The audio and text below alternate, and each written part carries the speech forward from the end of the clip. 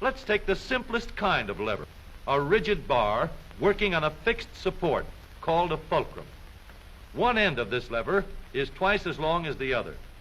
Let's put a 10-pound weight on this end, and now we'll put half as much weight on this end. 5 pounds, balance 10. Let's raise the lever in the air, change its shape a little, and we have a crank. Or we can add a second lever and have a double crank. Now the short arm moves 1/4 the distance, but we get 4 times the force. If we want continuous motion, we need more arms. Now we have levers that turn. The larger paddle wheel makes fewer turns, but it delivers more force. A paddle wheel is nothing but a never-ending series of levers. We can make the wheels stronger and lessen friction where the wheels touch each other by rounding off the edges and shaping them into teeth that will slide in and out smoothly.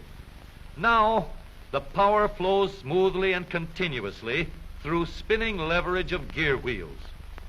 Gears are made in many kinds and many sizes. Little gears, big gears, worm gears, bevel gears, and even lopsided gears.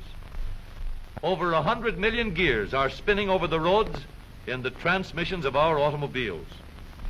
The transmission is located right at the bottom of the gear shift lever. Let's start from scratch and put together a model of the gears that we shift in our motor car. The shaft on the left comes from the engine. The shaft on the right carries the power back to the rear wheels.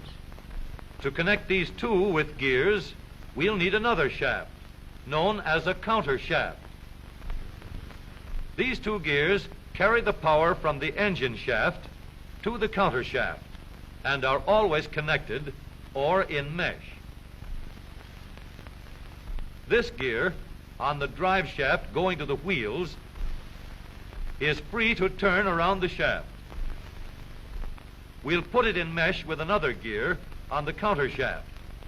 These gears are always in mesh and keep turning while the engine is running.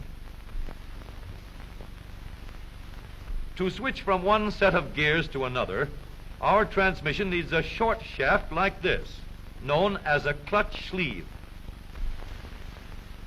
It cannot turn on the drive shaft, but it is free to slide back and forth. On the sleeve, we'll mount a large gear, which we can shift back and forth to mesh with the small gear in the middle of the counter shaft.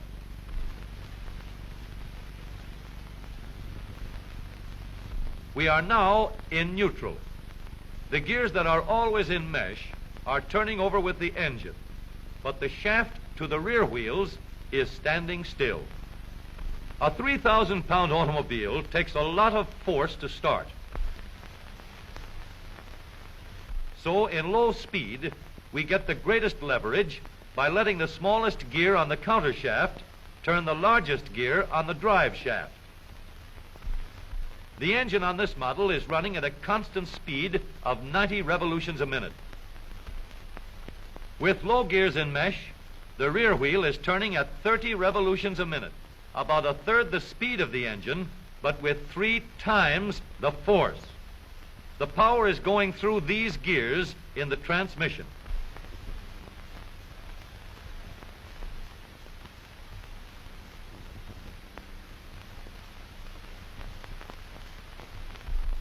After we've started the car rolling, we want fast pickup. So we shift into second by sliding the sleeve backward to mesh with this gear on the shaft to the rear wheels. The wheel is now turning at 60 revolutions a minute, and the power flows through these gears.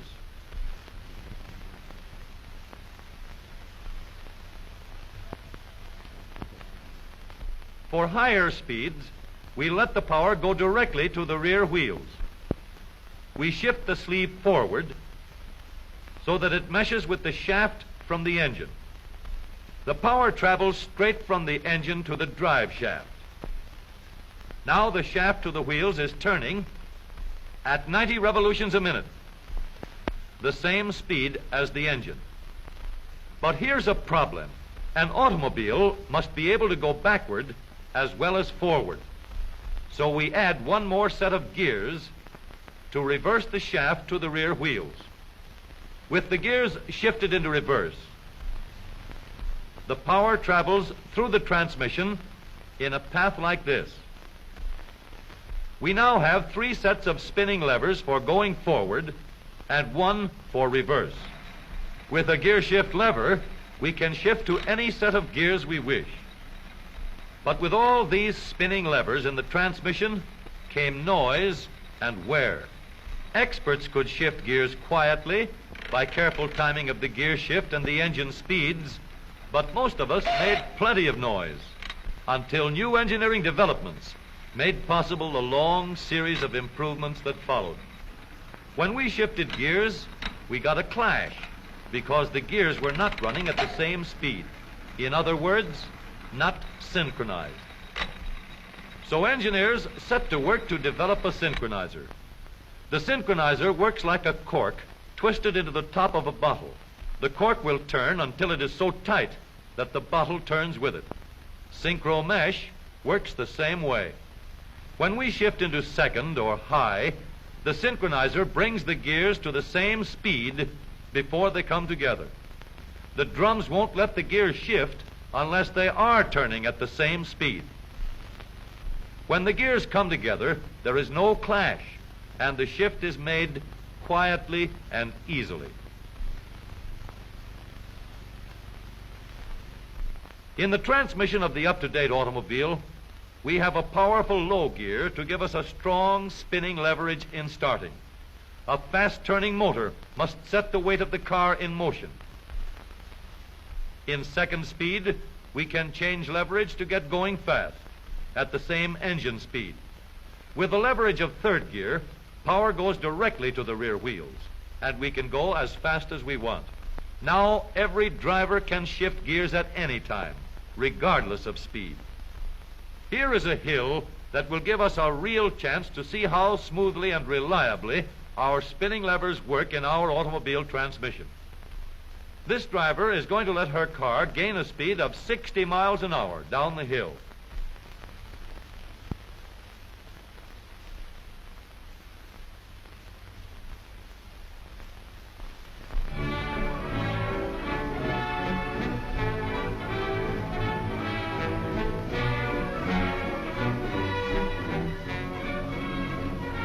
Then she will shift into second speed and bring her car easily and safely under control before it reaches the bottom of the hill.